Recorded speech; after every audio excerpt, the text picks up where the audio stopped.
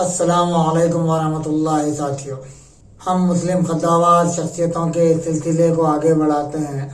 جانیں گے اس مسلم اور عظیم شخصیت کے بارے میں جس نے سب سے پہلے علم حساب میں ہند عربک نظام کو متعارف کروایا۔ اس ویڈیو میں آپ جانیے کہ کس نے الجبرا کو علم حساب میں شروع کیا۔ جانیے اس ماہر ترین شخصیت کے بارے میں جس نے سب سے پہلے ارضیاتی نقشے یا زمین کے نقشوں میں پہاڑ، شہر، نہر، جزیروں کی نشاندہی کی۔ جانیے اس شخصیت کے بارے میں جس نے سب سے پہلے میخالک بنانے کا طریقہ ایجاد کیا۔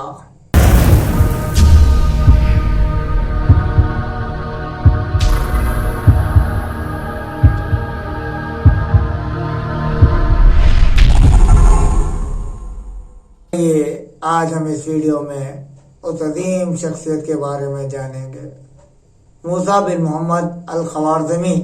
آپ تصویر میں جو مجسمہ دیکھ رہے ہیں وہ امیر کبیر یونیورسٹی تہران میں لگایا گیا ہے۔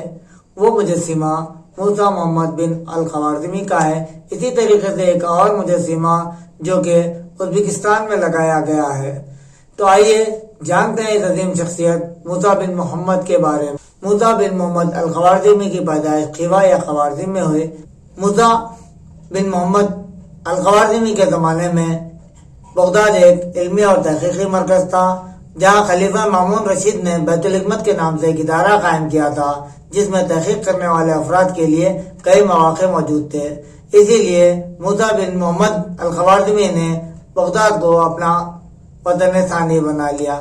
آپ تصویر میں دیکھ سکتے ہیں بیت الحکمت میں کچھ اس طرح کام ہوا کرتا تھا۔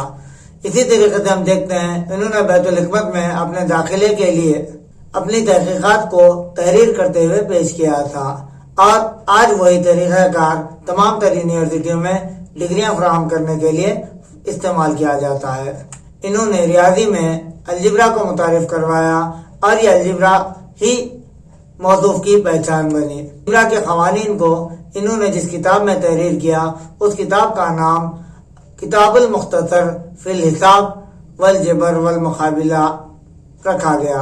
اسی طریقے سے انہوں نے علم حساب اور علم الجبرا کو علیحدہ کیا۔ ان کی تحقیقات الجبرا کے علاوہ دیگر میدانوں میں بھی کی گئی۔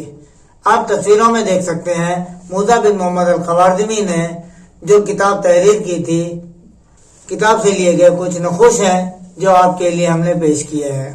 علم حساب میں انہوں نے رومن عادات کے بجائے ہند عربک نظام کو متعارف کروایا۔ یہاں پر ہند عربک نظام اور رومن عادات میں ہم جب تفریق دیکھتے ہیں تو ہم کچھ یوں دیکھ سکتے ہیں۔ ہمارا جو طریقہ کار ہے اس میں ہم عدد 9 لکھنا ہے تو کچھ اس طریقے کا نشان بنائیں گے، جبکہ رومن عادات میں ہم کو IX لکھنا ہوگا۔ اگر یہ I نکال دیتے ہیں ہم ایک سے پہلے تو وہ 10 کہلائے گا، جبکہ 10 لکھنے کے لیے ہمارے پاس ہند عربک نظام میں 2 انچی عدد آ جائے گا۔ اسی طریقے سے 9، 10 اور 11 میں فرق دیکھتے ہیں تو 9 میں پہلے I آیا، 10 میں I غیر موجود ہے، جبکہ 11 میں دوسری جانب I آتا ہے، جبکہ یہ تینوں میں ایک جیسا ایک عدد X موجود رہتا ہے۔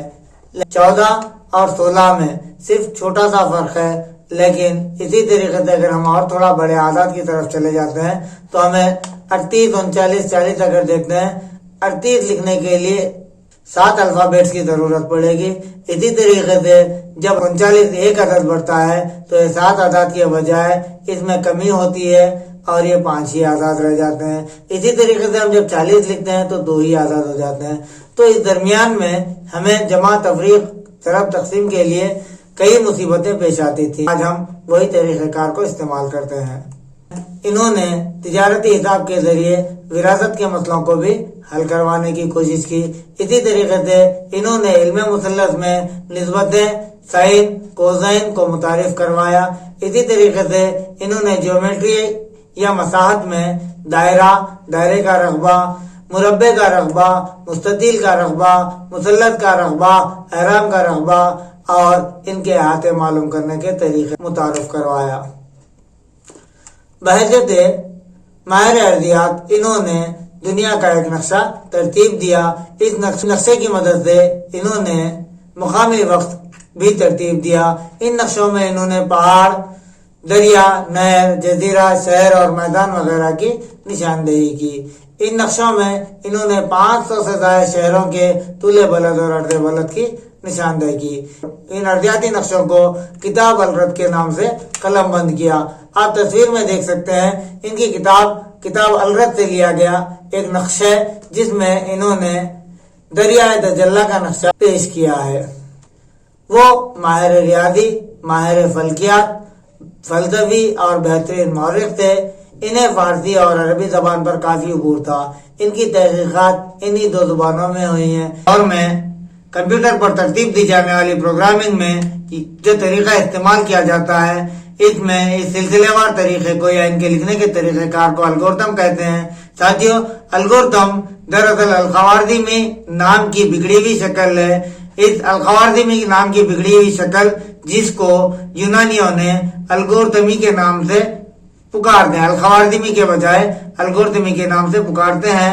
और इन्हीं के नाम की मुनासिबत से इस सिलसिलेवार तरीके को हम अलगोरिथम के नाम से जानते हैं, जो इनकी काबिलियत की याद दिलाता है कि ऐसे रियाजीदां भी मुसलमानों में गुजरे हैं जो न सिर्फ रियाजी बल्कि दीगर मज़ामीन में दस्तरस रखते थे। इनका इंतकाल 833 ईस्वी बगदाद में हुआ। साथियों, इंशाअल्लाह फिर मुलाकात होगी अगले वीडियो में। तब तक के लिए अल्लाह हाफिज।